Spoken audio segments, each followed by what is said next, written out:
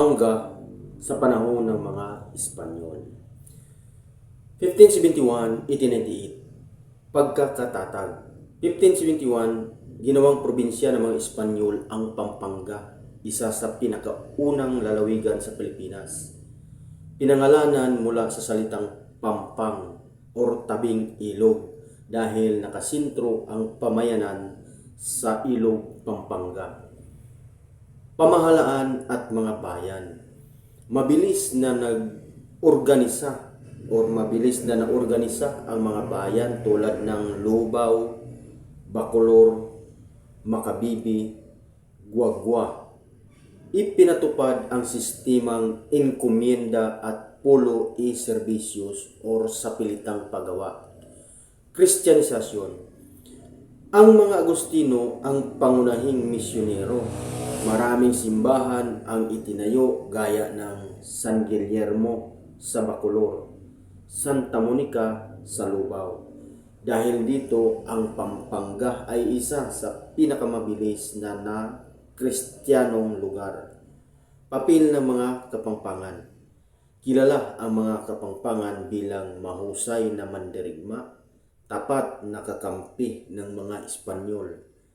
Madalas silang ginagamit sa pagsugpo ng mga pag-aalsa, pakikipaglaban sa mga pirata at Moro.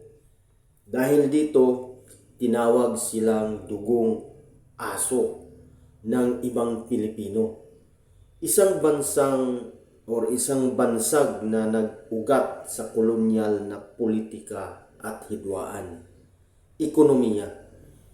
Pampanga ang isa sa pinakamayamang probinsya noon.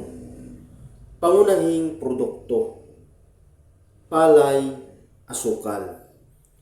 Mahalaga sa supply ng pagkain ng Maynila. So sa kabuuan, sa panahon ng Espanyol, ang Pampanga ay isa sa sentro ng kapangyarihan at ekonomiya.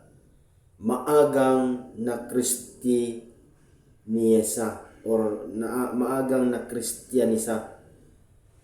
May malaking papel sa kolonyal na pamahalaan. Ngunit nakaranas din ng sapilitang paggawa, pang-aabuso at panlipunang hidwaan. Ang mabilis na pag-organisa ng mga bayan sa Pampanga tulad ng Lubao, Bacolor, Makabibi at Guagua. Ang Bacolor ay unang naging kabisera ng Pampanga noong panahon ng mga Espanyol.